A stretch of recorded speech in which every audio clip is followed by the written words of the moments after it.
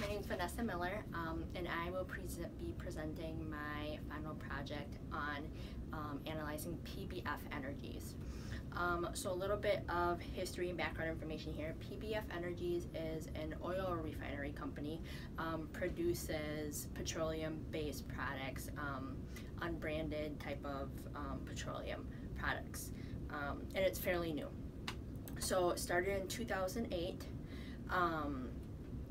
2009, its sales were 288 million, and then just from there kind of skyrocketed. It's founded in Delaware, and it now has operations in Jersey, California, Ohio, Louisiana, and just opened another refinery in California. It actually started as a joint proprietorship, a joint venture with a Petroplus company. Then in 2010, Petro sold all of its shares back to the partner. In 2012, PBF went public and offered its initial public offering.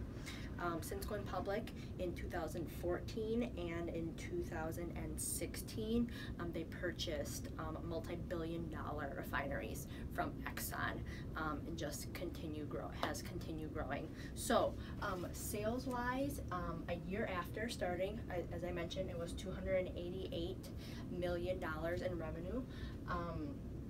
Just a short 5 years after, in 2014, it was $19.15 billion in revenue.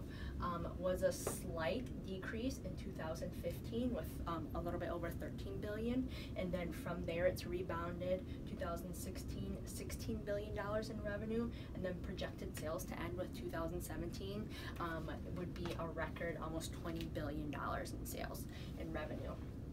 So taking a look at the financial sheets here and kind of analyzing the breakdowns of the numbers, the profit margin, just a straight line profit margin in 2014 was negative, a negative 0.19%. In 2015 and 2016, a 1.1% profit margin. So did rebound, and again, just keeping in mind that there was a very large acquisition of that Exxon refinery in 2014, and then again being positive and continuing to be positive. And again too, just kind of keeping in mind too, that companies that do have very low price, high volumed products do tend to be a lower profit margin. So then taking a look further at the operational profit margin, which does take out like the cost of expenses and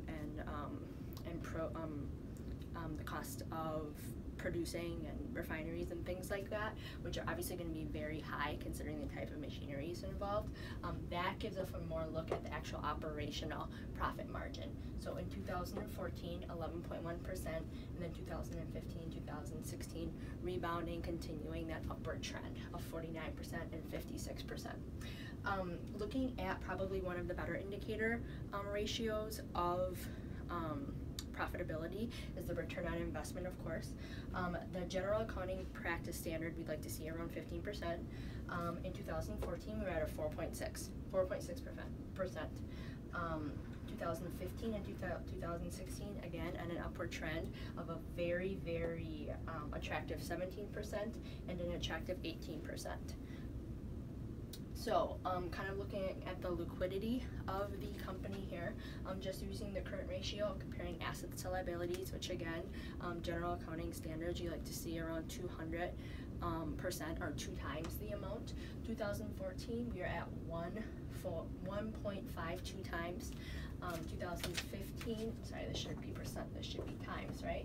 2015, we're looking at about 2 times, and 2016, we're looking at about 1.66 times. So again, not very much under that 2%. Kind of not a little bit under, but nothing that's major red flag. And again, keeping in mind too, in 2014 and 2016, they did have that very, very large multi-billion-dollar Exxon acquisition. So that definitely brought that down a little bit, considering that is newly acquired debt and liability. But again, nothing of concern or over concern. Inventory turnover. rule of thumb, general accounting practice, you want to see around 6 to 7%. I looked up the industry for energy, oil, petroleum industry, and generally average to be around 7 to 15 times for the industry. So using the financial data here to come up with the inventory turnover, in 2014, around 18.2, 2015, 8.6, and 2016, 10. And then this is times again.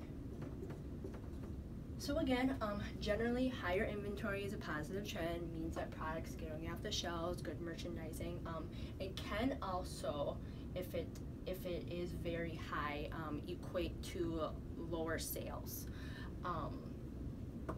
But again, right within the industry standard, it's nothing to be of concern. It is hot, showing an increase, and it's generally showing a pretty fast inventory turnover, which is in the industry norms as well.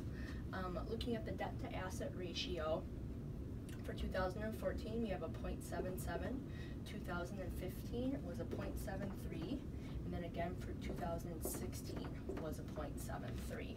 So you want to see that under 1, of course, or a 1-to-1 ratio, I should say. The closer to 0, the better, obviously, because that shows that the more of your assets are not financed by debt.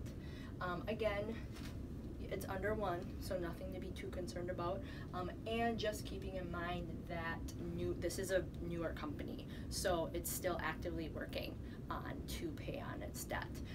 And it's decreasing over time. So being a newer company, that it's able to stay under that 1-to-1 ratio and decrease is definitely a positive trend. So looking at the EPS, the earnings per share. 2015, we came up with a 1.66 earnings per share. 2016 was a 1.74. So increasing, positive trend. I did look on the value line before report, and the projected 3 to 5 years from now is a 3.85 projection of an EPS. That continued with the projection of the continued sales growth is extremely attractive. All the other ratios, nothing's red flags, or they're all positive, or they're with all in industry trends. So the fact that they're able to use their inventory and assets efficiently, the fact that they're healthily balanced with debt to assets, shows that it's a very attractive investment. That combined with, they did have a dividend offer, and it's currently a 4.85%, I think I saw. So it's a young company again, so as it matures, I would assume that their dividend policy would be even more, offering potentially more dividends out, higher percent. So that is extremely attractive as far as income for investors. So I definitely came to the conclusion that PBF Energies is an absolutely worthwhile investment to make. Thank you.